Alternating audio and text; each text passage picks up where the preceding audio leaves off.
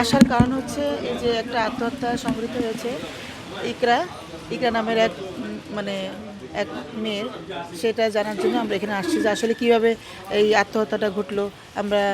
আমি হচ্ছি অধিকার বাস্তবায়ন ফাউন্ডেশনের একজন আইন সম্পাদিকা এবং সুপ্রিম কোর্টের একজন আইনজীবী। আমরা এই সাংবাদিক মহলে আপনারা যারা আছেন ইউটিউবে বা ফেসবুক মিডিয়াতে যে সমস্ত এই তথ্য যেগুলো জানছি যে আত্মহত্যা করছে ইকরা, এই সংবাদটা জেনেই আমরা এখানে আসছি আর কি। আপনারা কি ফ্রি আইনি সহায়তা দিতে চান? হ্যাঁ, আমরা সবসময়ের জন্য আমরা ফ্রি আইনি সহযোগিতা অবশ্যই থাকে, যেহেতু আমি একজন আইনজীবী, মানবিক আইনজীবী, এই জন্য আমরা ফ্রি আইনি সহযোগিতা সবসময় জন্য আমরা দিই, ফ্রি সেবা দিই। ইকরার পরিবারে কার সঙ্গে কথা হয়েছে? ইকরা পরিবারে তার চাচা কিতনাত হায়দার সাথে কথা হয়েছে আমাদের। তারা কি বললেন?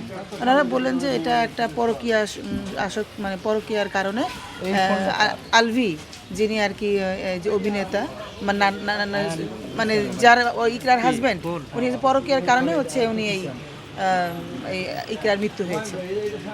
এবং পুলিশের সঙ্গে কথা হয়েছে কিনা? হ্যাঁ, আমাদের পুলিশের সাথেও কথা হয়েছে এবং তারা বলছে যে আমরা তদন্ত করতেছি, দেখি সুষ্ঠু তদন্তের মাধ্যমে আমরা সত্য উদ্ঘাটন করব।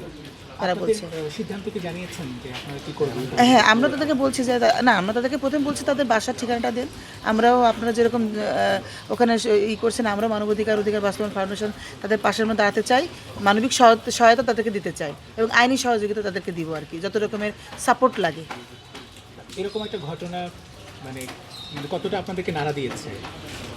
এই ঘটনাটা আমার মনকে অনেক নাড়া দিয়েছে, কারণ এরকম একটা বয়সে আত্মহত্যা করা মানে পরকীয়ার কারণে, আসলে একটা নারী তো তার জীবনে একটা যখন বিয়ের পরে তখন তো তার পুরোটাই তার একটা স্বামীর হাতে তুলে দেয়, তার স্বপ্ন, সম্মান, ভবিষ্যৎ সব কিছু তার স্বামীর হাতে তুলে দেয়। কিন্তু সে স্বামী যদি বিয়ের পরে অন্য একটা নারীর সাথে পরকীয়া করে, এটা আসলে সে নারীর বিশ্বাসটা ভেঙে যায়।